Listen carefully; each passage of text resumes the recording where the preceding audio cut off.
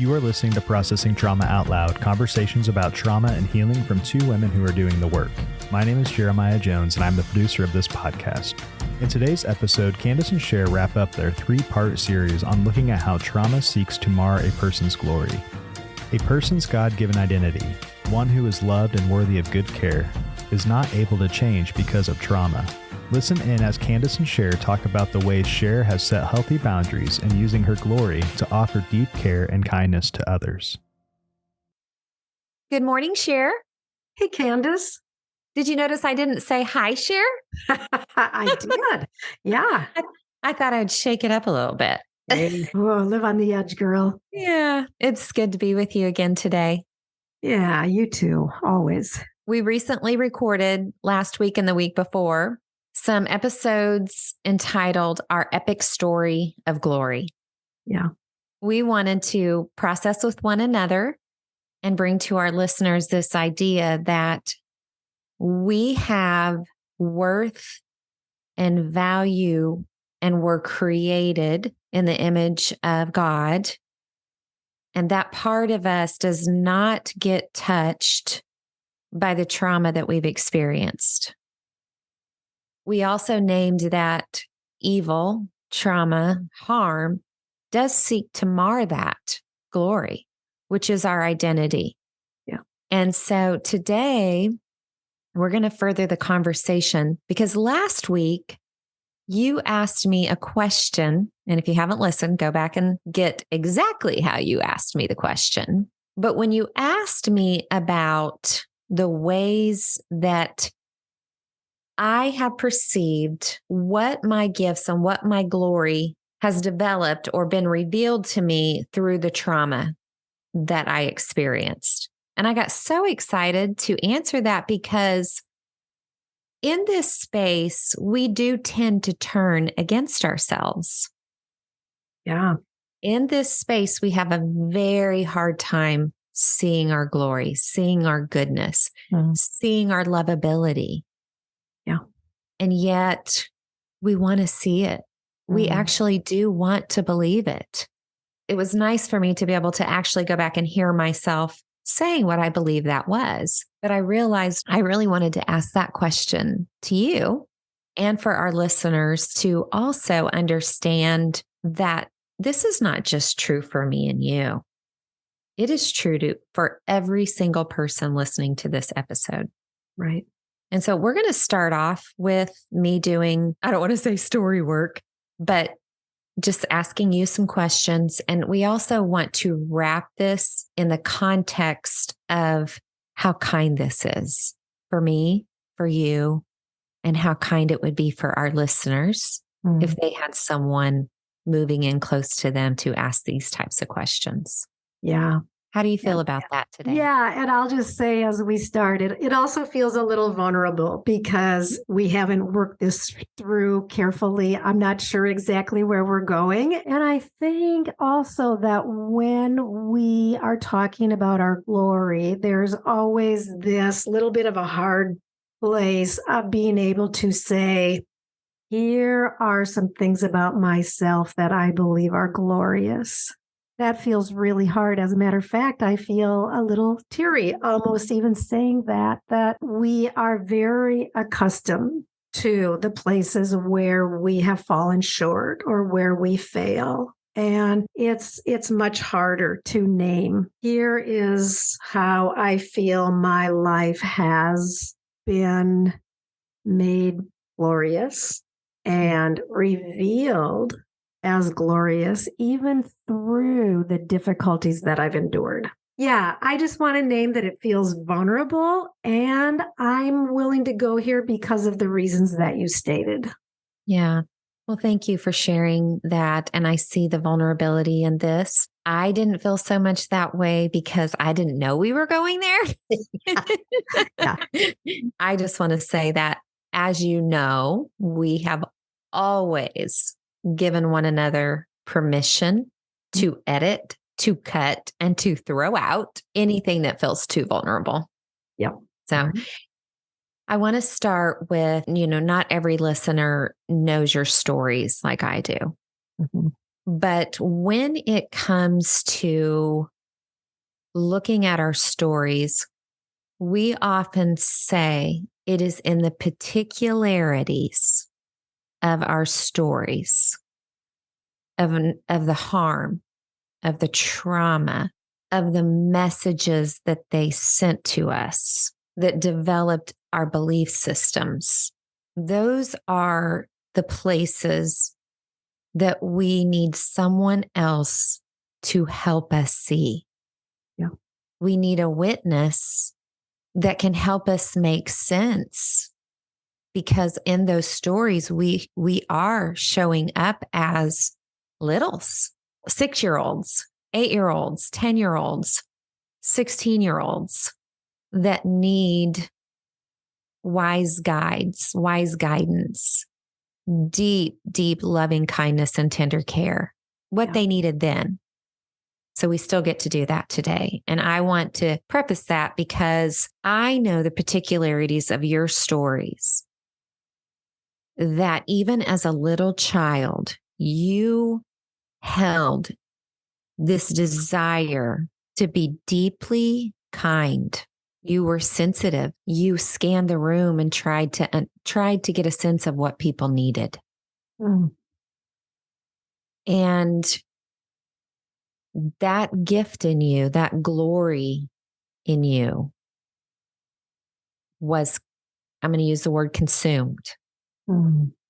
But I wonder if you can share a little bit more of what that meant and what that has meant as you have tried not to reject that part of you because of the shame and the pain that it brought you later on. But now you're able to welcome her home. Yeah. And I think even as you named that, there's a part of me that wants to rise up and say, well, I wasn't kind to everyone. Mm-hmm. Right. I think I will say, I think I particularly scanned the room to make sure my parents, both of them, were okay. Mm-hmm. And in different ways, I feel like I moved into the scenarios of conflict, which were many, with a desire to diffuse the tension and help them particularly be okay. And I think that was, in some regard, it was my way of protecting the whole family, but it may not have always looked that way to my siblings. Having the ability to kind of read the room and sense the tension building and kind of this courage to move toward it with some level of belief that if I could handle everything just right, we would all come out alive. Mm-hmm. Because I've gotten to see that gift in you now, unless you know the particularities of the story. I want to go back to the word consumption, that because Sher is sensitive and deeply kind and has a desire to help everyone feel okay.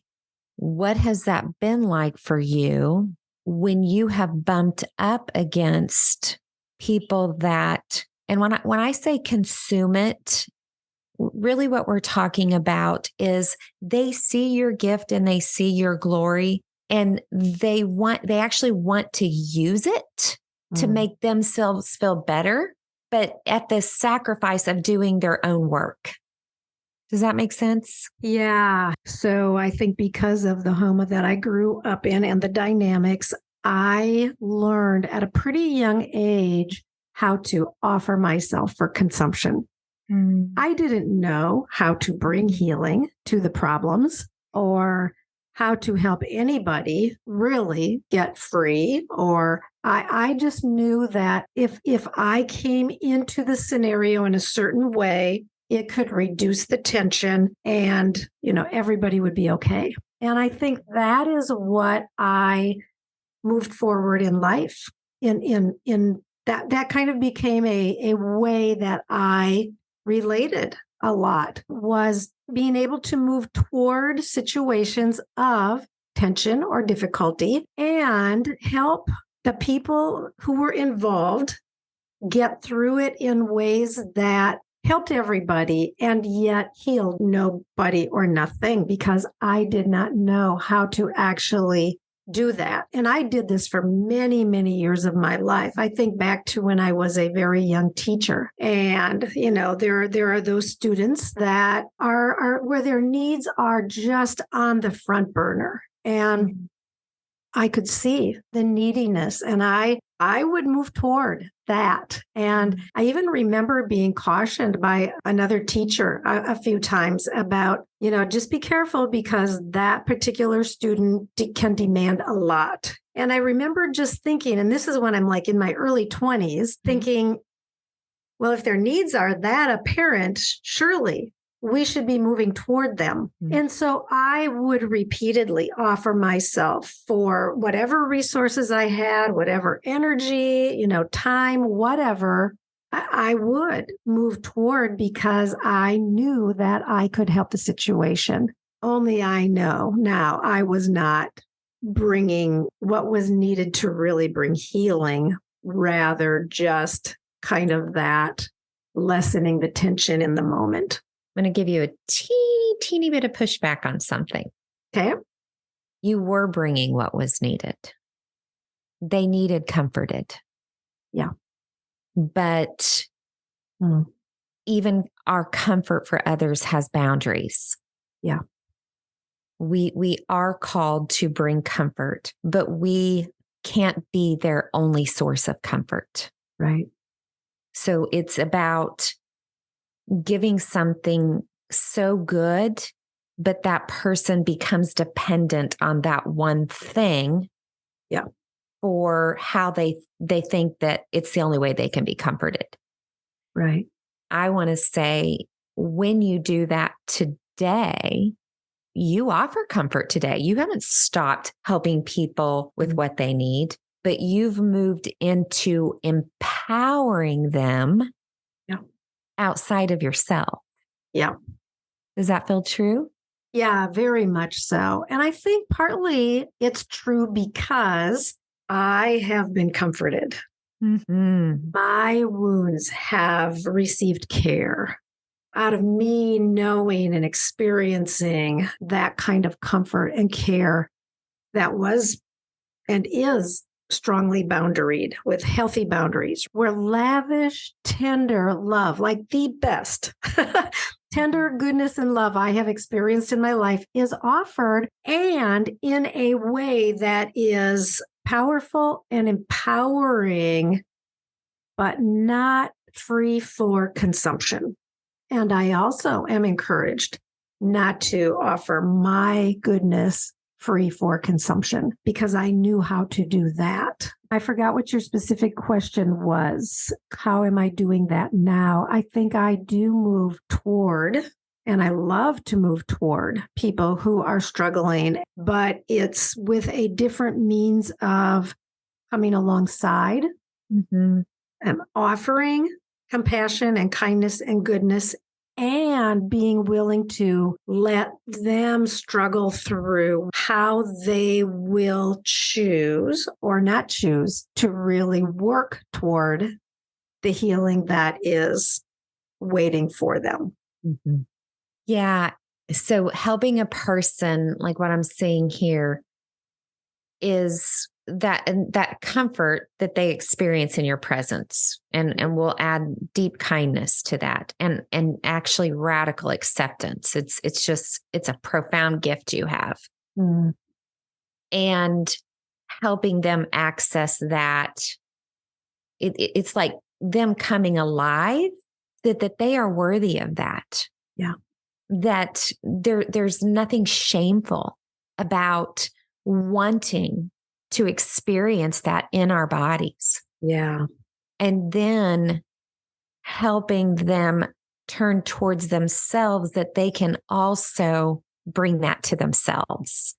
I think the whole IFS framework, internal family systems, and getting to know my parts. I think we talked about this, I'm not sure which episode, but getting to know my younger parts. So my 8-year-old girl who is playful and fun and will go the extra mile for anyone. Getting to know my 6-year-old little girl who longs for the tenderness of a mother's love and knew that it wouldn't come from my mother and began hunting for that. I have these different parts and they have their own particular struggles. And as I have come to understand these dynamics going on in me and come to accept them and love them and help them find healing, I love coming alongside of others and helping them also begin to get to know their younger parts. So that they can move toward them with gentleness and kindness and see them as the delightful, beautiful, innocent child that they were and begin to help them relate with those aspects of their own heart and soul in ways so different than they have been accustomed to out of the need for protecting and hiding shame and all of that. I'm smiling so big right now because we just heard your glory. Oh, wow. Now I'm getting teary. Yeah. We are in the same story group, have been are we going on 3 years? I think we're finishing 3 years, Kandace. Okay. So we finished 3 years. Yeah. And we all know each other so well in the particularities of our stories and how we show up. We also, I've noticed, we just did a group that we spoke blessings over one another. So we all kind of hold these gifts that we all can honor and recognize and call out in one another. Yeah. And I want to say that I was smiling so big, not only because I was hearing your glory, but in my body, I felt what I feel like when there's 5 of us on the screen and you pop in and you bring us back to the child who needs to know that it wasn't her fault. Yeah. That she's not bad. Yeah. That she's not too much. Yeah. Okay, I'm getting personal here. Yeah. Yeah. And I just want to say that glory in you, that gift, we all look to now, and we need, and we want, and we delight in you. I delight in you. What does it feel like to be delighted in? Yeah, it feels so good. And thank you for those kind words. And I'm just thinking about, I want to come back to delight, but I want to just say that I have been lingering this week over my dad's death 2 years ago. My dad died 2 years ago, and we had been estranged for many years. And as I will get very emotional here, and I'm okay with that. I'm really comfortable with that. But as I lingered this week over the deep harm that he brought to my life in so many ways, I think for the first time, I also was just so attuned to the fact that in him was this little boy who was so hurt and so injured. And I don't know his stories. He did not share his childhood. He didn't talk about his childhood at all. But I think one of my little girls saw his little boy. And just for me this week to really be able to see that part of him with kindness, it really helped me enter sorrow in a very different way that I haven't really gone deep into sorrow over his passing 2 years ago as much as I have this week, that I have felt deep, deep sorrow and sadness. That part of him, as far as I know, did not receive the kind of care that was needed for him to heal. But that as I was able to really remember that little boy part of him that we did see often, he had a playfulness, he had a tenderness that didn't show up very often, but when it did, it was glorious. And I loved that part of him. And as I sat with that this week, I have been able to move toward forgiveness in some really profoundly important ways for me. And it's just been it's been a really sweet week for me with this. And it is because I can see more than just one aspect of him that he tended to bring forward a lot, that I could remember that young part of him that also needed a lot of care. I am taking a deep breath.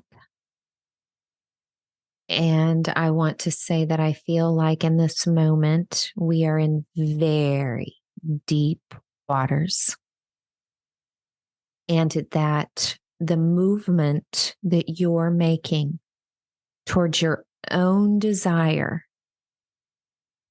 to see if you can forgive, to see what's in there, is not something anyone else could have put on you. No. It comes as an invitation when someone is ready. And I don't know how ready you are. And it's okay if you decide I'm not ready right now. Yeah. But I just want to say, I see you in that deep, deep place. It feels very sacred to me that you've just shared that with our listeners, because there are many listeners that feel or know they have something that feels unforgivable. Yeah. And is unforgivable, truly. And I will say forgiveness for me has been a journey. It has been layers. There have been times when I thought I had forgiven completely, and then I went around the cycle again and there was more harm. So I think I will just say forgiveness is a process. And I will say that the harm that we experienced as children, particularly, but any kind of assault, neglect, abandonment, is, I think it's okay for me to say this, but I think I want to say, like, it is unforgivable. It's not really that the person becomes worthy to be forgiven. It is more about my decision to release them from the debt that they owe. At least that's a part of forgiveness. It's not the whole. Forgiveness is very complex and very unique. And so I don't want to make any kind of head answer thing on forgiveness here, but I just want to say that I think it's also okay to name that atrocities against children are unforgivable. Yeah, it is something that, once again, I'm just going to go back to, this isn't something that we can tell someone they need to do or have to do or demand them to. I know for me, it has been more opening my heart up to God, who actually does forgive the unforgivable. And for me, it's just been, I'm willing, but I don't even know how, and I don't even know if I want to. Yeah. And so I want to honor your heart right now that is just being willing to step into some deep places, not by demand, not by force. Yeah. But by genuine desire and curiosity to see what's there for you.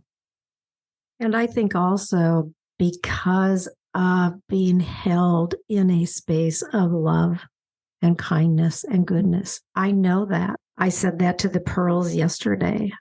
I now know the experience of being loved deeply Mm-hmm. by people who know the dregs of my stories, Mm-hmm. who know the places of my deepest shame. Mm-hmm. And when you are loved there, Mm-hmm. it changes. It has been changing me over these 3 years. And I think for me in the last few weeks of really naming to myself, I have experienced good, pure, kind love. Mm-hmm. And just letting that sink in. It's just a profound gift. Yeah, it is a profound gift that we are continuing to experience ourselves and offer to one another. I think I said this in our last episode. If not, I definitely have thought it often. We've known in our prefrontal cortex and even experienced in our limbic brain, we have experiences that God loves us. Yeah. That he wants us. But the horizontal piece of our healing that he actually wants to come from one another is what we've experienced in our story group. Yeah. And with some other people who can meet us in the darkness of the bottom of the U, where we may be thrashing and coping in ways that bring more shame and all the things. Yeah. And to have someone say, I'm not leaving you. Yeah. Oh, good work today, Sher. Well, thank you for ushering me toward saying some things out loud that felt good to say. Good. Yeah. Okay. Well, we will go back and we will listen to this. Yep. And just, get a sense of we're doing this not just to process with one another, but if we don't feel like an episode would be helpful to other people. But I have a sense that there are many of our listeners that are going to relate to your story today. I would just ask if you can, I just want to speak to our listeners directly. If you can relate to this, or if it brings something up in you, we would love for you to reach out to us. It doesn't have to be publicly. We have an email, CandaceSher@gmail.com. You can go to our Facebook page and message us. We understand the complexity of the healing journey. And, whether you would work with us personally or not, we do have resources that we can get you hooked up with experts in this area. And it would just be also a blessing to hear. There's a certain vulnerability to say these things out loud and put them on a podcast, and we don't know who listens. And it would be a blessing to hear if it has been meaningful in any of our episodes. Yeah. Yeah. I agree. I love you, friend. It's good to be with you. You too, Kandace. Love you so much. Thank you. Thank you for listening to Processing Trauma Out Loud. Make sure to check out the show notes for links to suggested resources and social media. Like, subscribe, and follow to keep up with our weekly content. And if you don't mind, take a moment to rate and review us. Your feedback is extremely valuable and contributes to the success of this podcast. One last thing, if you have found this podcast helpful in any way, or if you have questions on how to take the next steps on your healing journey, please reach out to us via email at KandaceSher@gmail.com. That's KandaceSher@gmail.com. Music was created by Caleb Paxton, and our sound engineer is Jeremiah Jones of AutoStory LLC. We welcome you to join us for more conversations soon. Take care.